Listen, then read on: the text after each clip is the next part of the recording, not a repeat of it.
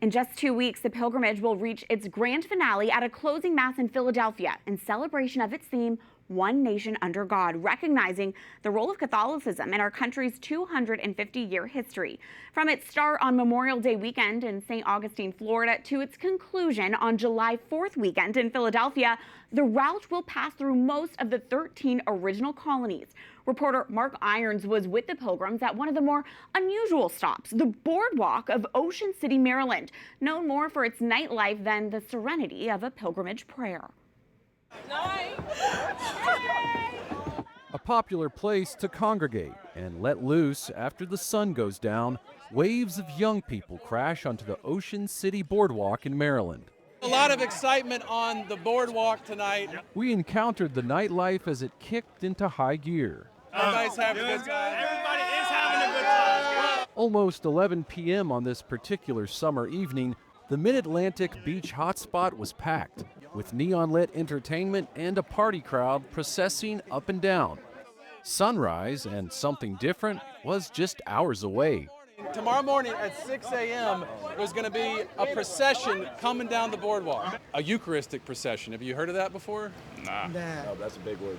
We believe Christ is fully present under the appearance of bread, so they're going to be like processing with Christ in the Eucharist down the boardwalk. I'm Catholic. Are you Catholic? Yes. Yeah, it's a Eucharistic pilgrimage. Oh, that's so cool. I'm actually Would you check it out? yeah, of course. I mean, 6 a.m. is pretty early.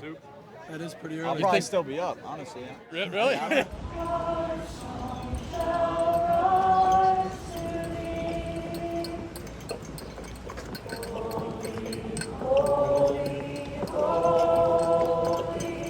Those who stayed up till dawn or woke to see sunrise on the beach were struck by a scene foreign to this boardwalk. The neon lights turned off, the party on hold, but a devoted crowd nonetheless. People just can't help but to look, and at that point when they're so captivated, it's just such a perfect opportunity to just go in and be like, hey, have you seen this before? Or like, hey, have you heard about Jesus in the Eucharist? Eddie Gutierrez is with the small group of young adults in matching One Nation Under God shirts who have participated in the National Eucharistic Pilgrimage since it began last month in Florida. Mostly all the encounters I've had, people are just so open. He showed us the pamphlets they hand out to the bystanders they meet in the public places where they process that help explain what this is all about. The hope is to lead people, especially those who have fallen away, back to Jesus Christ and his true presence in this Eucharistic bread, which leads the procession. They're really hungry for the truth, and whether they know it or not, it's Jesus in the Eucharist.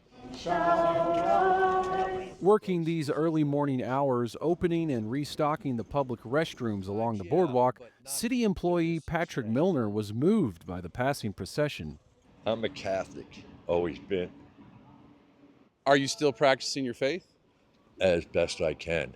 You know, I don't go to church every Sunday and stuff like that. When you see something like this, does it make you reflect on your faith, or maybe even does it make you think about coming back even more? Or? I think at my age, it would be good for me to come back more. You should come back. That I should. In this prayerful crowd, we spotted people of all ages, not only the old, but children, young families, and young adults as well. We were out on the boardwalk last night speaking to young people. This morning during the procession, you had an experience talking to some young people. Yeah. What really struck me was that I asked them for their prayer intentions, and one of the young men said, please pray for me, I don't want to keep getting drunk. And then the other young man said, please pray for me, I just want to live my life and I don't want to follow others anymore. So it was just really moving, and that's just a tiny piece of what the Lord's been doing the whole way.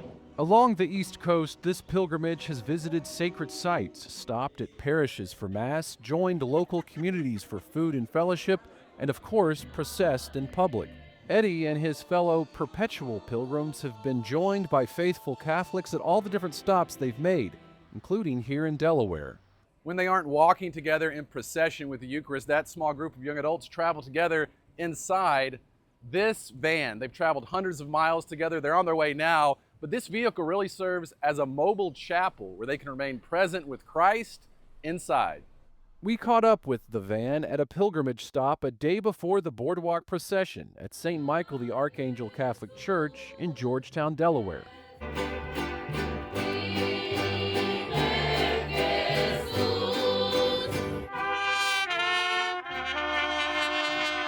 The congregation here is predominantly Guatemalan. The small church sanctuary packed for a Spanish Mass with an overflow room next door. Participants praying together and receiving spiritual nourishment provided by Christ in the Eucharist. And for the people that don't think it's truly Him present, I would recommend searching up Eucharistic miracles, because those really prove a lot that Jesus is truly present in the Eucharist. After Mass, the community moved outside to fill their plates and enjoy a good meal. A large tent provided some shade, giving them a chance to relax and reflect on the day. It just feels so amazing, and you just feel God's love everywhere, and you just share with everybody.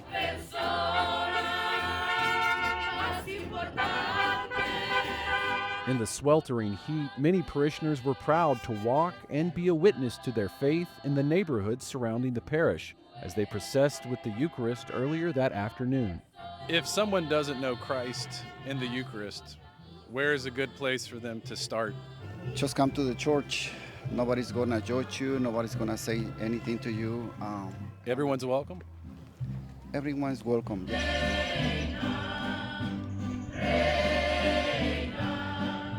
As the singing crowd passed neighborhood houses, we saw perpetual pilgrims talk with interested spectators on a front porch.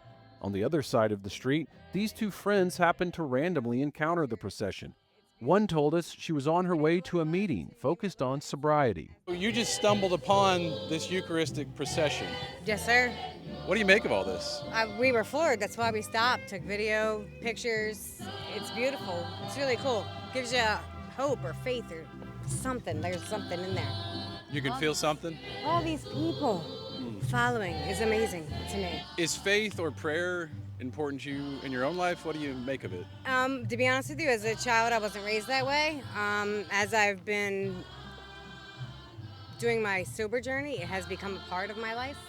I still struggle, I'm not gonna lie, but this just, I don't know. It's a sign. It's like I should be walking with them or something. You know what I mean? It's amazing.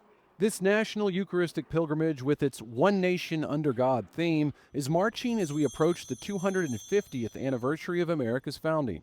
On July 4th weekend, it will end in Philadelphia, the city where the Declaration of Independence was signed. The Christian roots in our country have been highlighted with different stops along the way, and St. Michael the Archangel Parish reminds us that Catholicism in America is increasingly marked by a growing and vibrant Hispanic presence.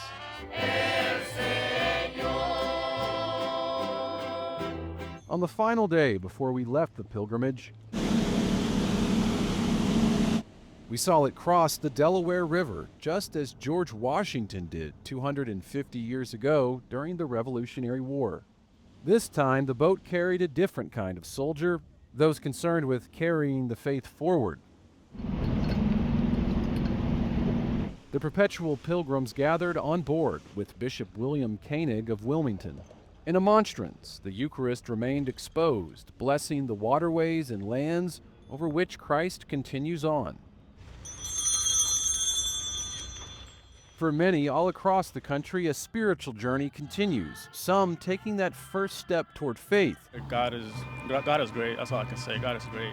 Others, like Rovin Ortiz back at St. Michael the Archangel Parish, keep growing and want to encourage more people to come and see. God is always going to have his arms open for you, and he's always going to be waiting for you. And some people think that it's too late. It's never too late. God's always here willing to wait for you. Mark Irons, EWTN News In Depth.